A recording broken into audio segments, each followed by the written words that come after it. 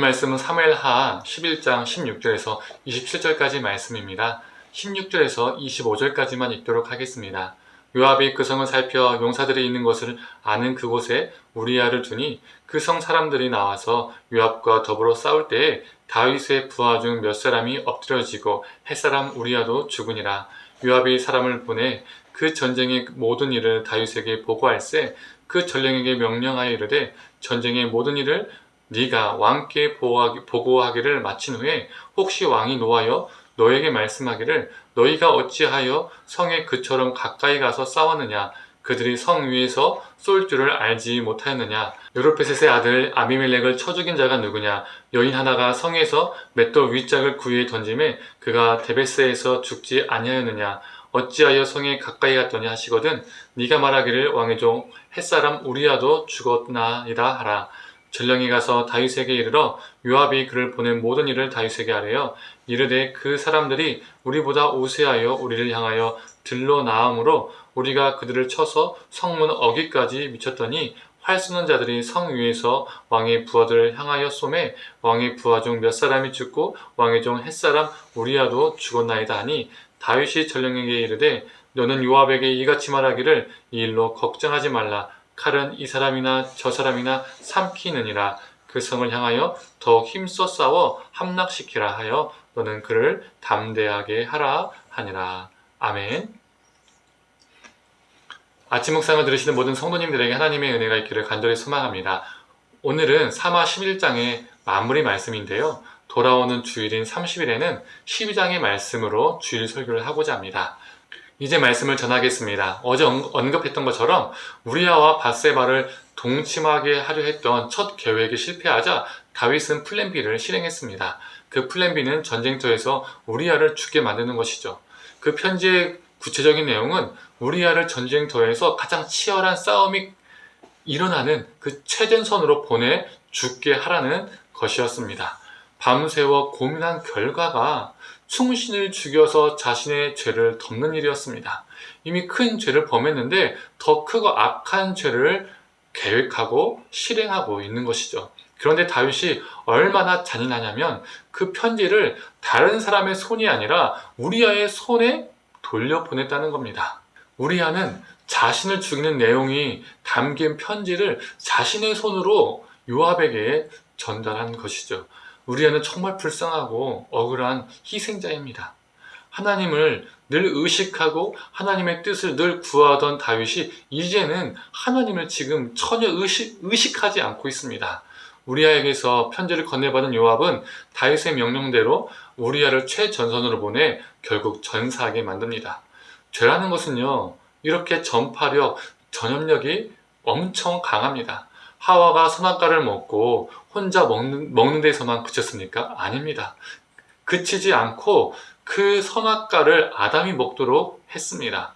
요압이 다윗의 명령을 읽고 고뇌하며 수행했는지 아니면 고뇌 없이 신속하게 수행했는지 이것은 잘 모르겠지만 확실한 것은 다윗에 의해서 그도 살인에 가담하게 되었다는 것입니다. 다윗의 명령이 없었다면 무고한 자를 죽이는 이 계획살인에 참여하지 않았겠죠.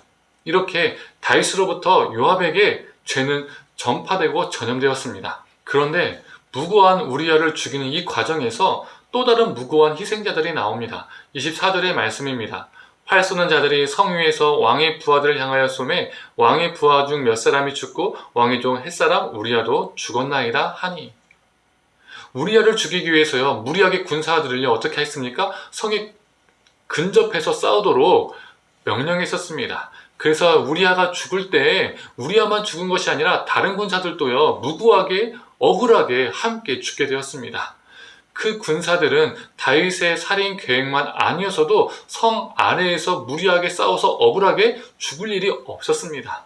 다윗은 무고한 우리야 한 명만을 죽인 것이 아니라 무고한 여럿을 죽인 것이죠. 그가 죄악을 덮고 덮으려 하려 했으나 덮어지는 것이 아니라 더 커지고 커졌습니다. 요압은 다윗에게 우리야가 죽고 다른 몇몇 군사들도 죽었다고 보고하게 됩니다. 이때 다윗의 대답이요 가관입니다. 25절을요 공동번역으로 읽어보겠습니다. 이 말을 듣고 다윗은 전령에게 말하였다. 요압에게 돌아가거든 전장에서는 누구든지 죽을 수 있는 것이니 이 일로 걱정하지 말고 힘을 다하여 기어이 그 성을 공격하여 함락시키시오. 자기 죄로 인하여서 한 사람도 아닌 여럿이 죽었는데 고작 하는 말이 전쟁터에서는 누구든지 죽을 수 있다. 그러니까 개의치 말라, 신경 쓰지 말라, 괜찮다. 지금 이런 말을 하고 있는 겁니다.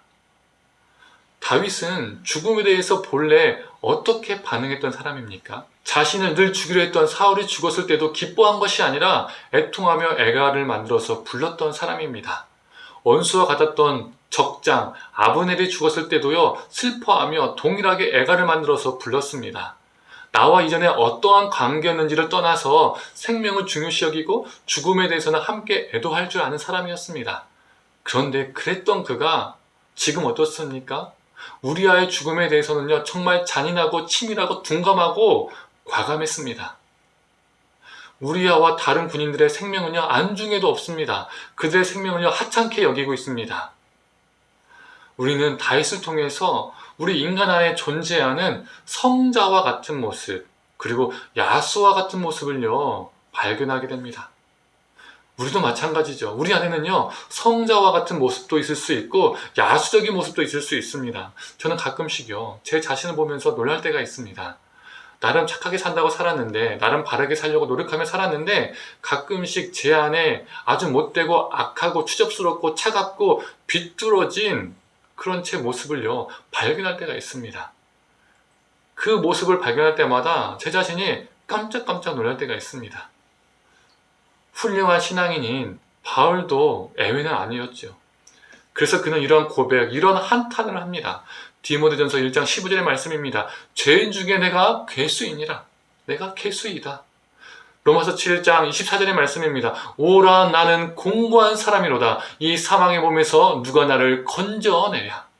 죄라는 것이 이렇게 사람을 만듭니다. 처음에는 내가 죄를 짓지만 어느 순간 죄가 나를 지배합니다. 더 둔감해지고 더 과감해지고 더 잔인해집니다. 나를 야수로, 나를 괴수로 만듭니다.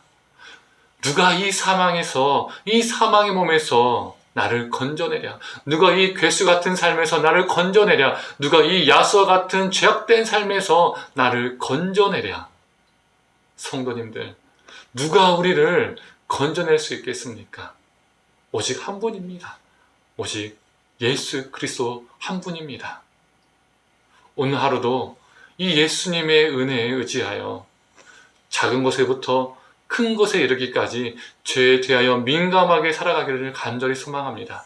그래서 우리 안에 괴수와 같은 모습이 벗겨지고 우리를 지배하려는 그 죄악과 싸워 승리하는 성도님과 제가 되기를 간절히 축원합니다. 함께 기도하겠습니다.